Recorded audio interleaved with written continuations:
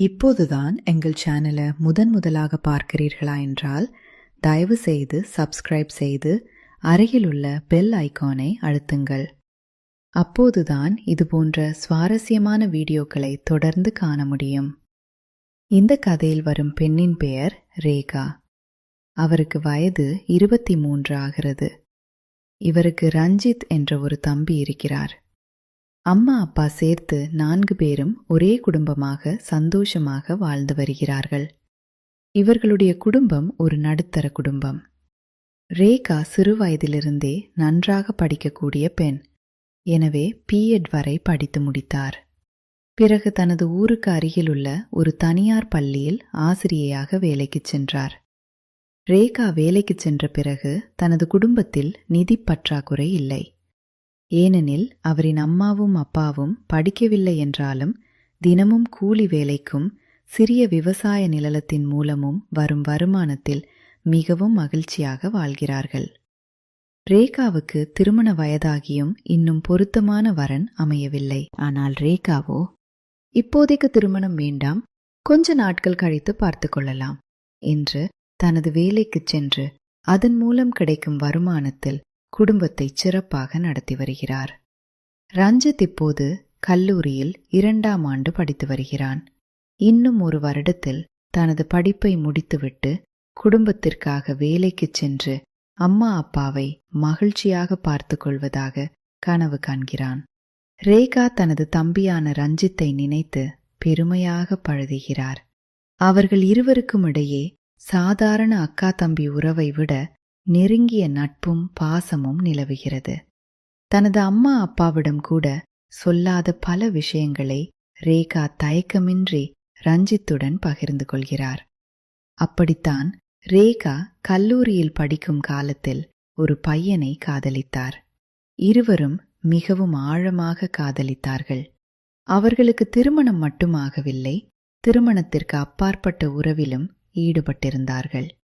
இந்த விஷயத்தை ரேகா தனது தம்பி ரஞ்சித்திடம் மறைக்காமல் உண்மையை சொன்னார். அதனாலேயே ரஞ்சித் தனது அக்கா மீது கொண்ட பார்வை, பேச்சு எல்லாமே இரட்டை அர்த்தமுள்ளதாக இருந்தது.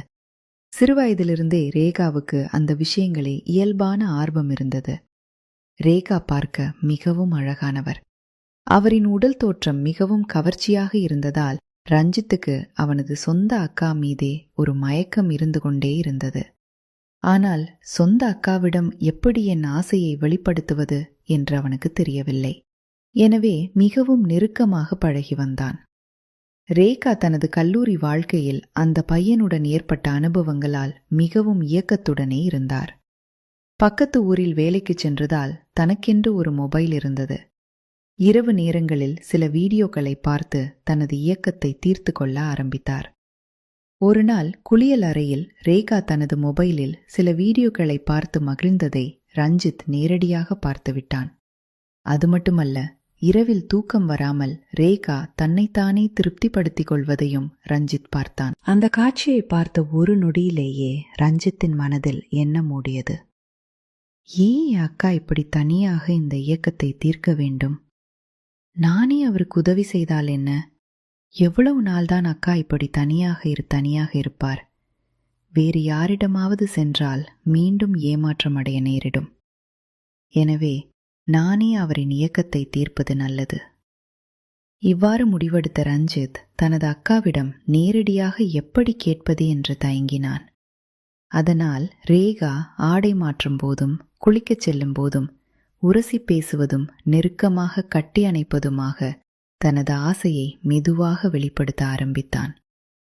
ஒரு கட்டத்தில் ரேகாவுக்கு நன்கு புரிந்துவிட்டது. தன் தம்பி தன்னை அடைய நினைக்கிறான். அவனுடைய பார்வையும் செயல்களும் மிகவும் வித்தியாசமாக இருந்தன. ஆனால் ரேகாவும் இயக்கத்தில் இருந்ததால் கண்டும் காணாமல் தனது தம்பிக்கும் கொஞ்சம் நெருக்கமாக இருந்தார். இப்படி இருந்த நிலையில் ஒரு நாள் ரேகா வேலையிலிருந்து திரும்பும்போது தனது தம்பி ரஞ்சித் ஒரு பெண்ணுடன் நெருங்கி பழகுவதை பார்த்தார். அவர்கள் ஒரு விடுதிக்குள் செல்வதையும் சந்தோஷமாக வெளியே வருவதையும் ரேகா கண்ணுற்றார். அந்த சம்பவம் ரேகாவை அதிர்ச்சிக்குள்ளாக்கியது. தனது தம்பி இப்படி தவறான வழியில் செல்வதை அவர் விரும்பவில்லை. எனவே அன்று மாலையே ரஞ்சித்தை அழைத்து கண்டிக்க ஆரம்பித்தார். நீதான் இந்த குடும்பத்தில் நன்றாக படித்து அம்மா அப்பாவின் கனவுகளை நனவாக்க வேண்டும். இந்த வயதில் உனக்கு இது என்ன வேலை என்று ரேகா கேட்டார். உடனே ரஞ்சித், நான் எங்கும் போகவில்லை, கல்லூரிக்குத்தான் போனேன் என்று பொய் சொன்னான். அதற்கு ரேகா, உன்னை நானே இன்று பார்த்துவிட்டேன், நாளை உன் கல்லூரிக்கு வந்து பிரின்சிபலிடம் கேட்டுவிடுகிறேன் என்று போர் செய்ய ரஞ்சித் உண்மையை ஒப்புக்கொண்டான். அந்த பெண்ணுடன் தான் முறையற்ற உறவில் இருப்பதாகவும் அவளும் அந்த விஷயத்தில் ஆர்வமாக இருப்பதால்தான் நான் உதவுகிறேன் என்றும் ரஞ்சித் சொன்னான். பின்னர், அக்கா, இந்த விஷயத்தை அம்மா அப்பாவிடம் சொல்லிவிடாதே, இல்லையென்றால் என்னை கல்லூரிக்கே அனுப்ப மாட்டார்கள். உனக்கும் வரன் அமையாமல் இருக்கிறது, நீயும் இயக்கத்தில் இருப்பதை நான் பார்த்திருக்கிறேன். நீ குளியல் அறையிலும் தனியாக இருக்கும்போதும் மொபைலில் வீடியோக்கள் பார்த்து சந்தோஷப்படுவதை என் கண்களால் பார்த்திருக்கிறேன்.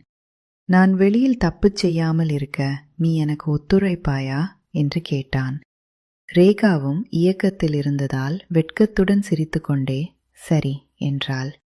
அதாவது கிரீன் சிக்னல் கொடுத்துவிட்டாள். அந்த தருணத்திலிருந்து இருவருக்கும் இடையேயான உறவு முற்றிலும் மாறத் தொடங்கியது. இதற்கிடையில் வெளியூரில் ஒரு திருமணத்திற்காக ரேகாவின் அம்மாவும் அப்பாவும் செல்ல வேண்டிய சூழ்நிலை உருவானது. இந்த வாய்ப்பை ரஞ்சித் நழுவ விடவில்லை. இந்த வாய்ப்பை இழந்தால் வேறு எப்போதும் கிடைக்காது என்று நினைத்த அவன் அம்மா அப்பாவை அனுப்பிவிட்டு தனது சொந்த அக்காவுடன் தனது விருப்பத்தை நிறைவேற்ற ஆரம்பித்தான்.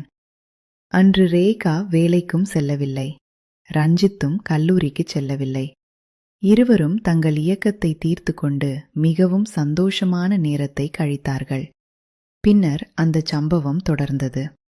அம்மா அப்பாவுக்கு தெரியாமல் இரவில் ஒவ்வொரு வாய்ப்பிலும் இருவரும் சந்தித்து கொண்டனர். ரேகாவுக்கு தனது தம்பி மூலமாவது ஒரு நல்ல சுகம் கிடைப்பதாக மகிழ்ச்சியாக இருந்தது.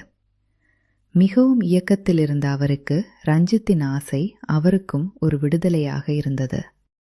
இப்படியே இருவரும் சில காலம் மிகவும் நெருக்கமாக இருந்தனர். ஒரு கட்டத்தில் ரஞ்சித்தின் கல்லூரி முடிந்தது. அவன் ஒரு நிறுவனத்தில் வேலைக்கு செல்லத் தொடங்கினான்.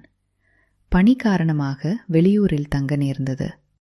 படிப்படியாக ரேகாவிடமிருந்து ரஞ்சித் விலக ஆரம்பித்தான். வெளியூரில் வேலை செய்த காலத்தில் ரஞ்சித்துக்கு வேறு ஒரு பெண்ணுடன் பழக்கம் ஏற்பட்டது. அந்த பெண்ணை திருமணம் செய்து கொண்டான். திருமணத்திற்கு பிறகு ரேகாவை முற்றிலுமாக மறந்துவிட்டான். தனக்கென்று ஒரு புதிய வாழ்க்கையை தொடங்கினான். ஆனால் ரேகாவினால் ரஞ்சித்தை மறக்க முடியவில்லை. இருந்தாலும் தனது தம்பிக்கு ஒரு எதிர்காலம் உள்ளது, அவன் ஒரு நல்ல வாழ்க்கையை அமைத்து கொண்டான் என்பதில் அவருக்கு சந்தோஷமே இருந்தது. எனவே ரேகாவும் தனக்கென்று ஒரு வாழ்க்கையை அமைத்துக் கொள்ள முயற்சித்தார். அவரது அம்மாவும் அப்பாவும் முயற்சி செய்து அவரது சொந்த அத்தை மகனான வினோத் என்பவருடன் ரேகாவின் திருமணத்தை பேசி முடித்தனர். ரேகா வினோத்தை திருமணம் செய்து கொண்டார். இருவரும் தங்கள் தங்கள் வாழ்க்கையை சிறப்பாக நடத்த தொடங்கினர். ரேகா தனது மனதில் எண்ணி பார்த்தார். சொந்த தம்பி என்று கூட பார்க்காமல் அந்த ஒரு நாளில் நான் ரஞ்சித்துக்கு இடம் கொடுக்காவிட்டால் நானும் இன்று தப்பான வழியிலேயே சென்றிருப்பேன், அவனும் தப்பான வழியில் போயிருப்பான். ஆனால் அவன் என் இயக்கத்தை தீர்த்து வைத்தான். இன்று அவன் நன்றாக படித்து வேலையில் இருக்கிறான். நானும் என் கணவருடன் மகிழ்ச்சியாக இருக்கிறேன். ரேகாவின் பார்வையில் அன்று அவன் தராதரமாக இருந்தது அவர்கள் இருவரின் இயக்கத்திற்கும் ஒரு விடுதலைதான். அம்மா அப்பாவுக்கு தெரியாவிட்டாலும் ஊருக்கு தெரியாவிட்டாலும் நாங்கள் இருவருமே அந்த தவறான பாதையில் போகாமல் தடுக்கப்பட்டோம் என்று அவர் நினைத்தார். இருந்தாலும் அவர் மனதில் ஒரு சிறிய வலி இருந்தது. ஏனெனில் சரியான வரன் அமையாததாலும் தனக்குள் அடங்காத இயக்கம் இருந்ததாலும் தான் அவர் அந்த முடிவை எடுத்தார். ஆனால் இப்போது அவர் வினோத்துடன் வாழும் வாழ்க்கை மிகவும் சாதாரணமாகவும் அமைதியாகவும் இருந்தது. ரஞ்சித் தனது மனைவியுடன் வேறு ஊரில் மகிழ்ச்சியாக இருந்தான்.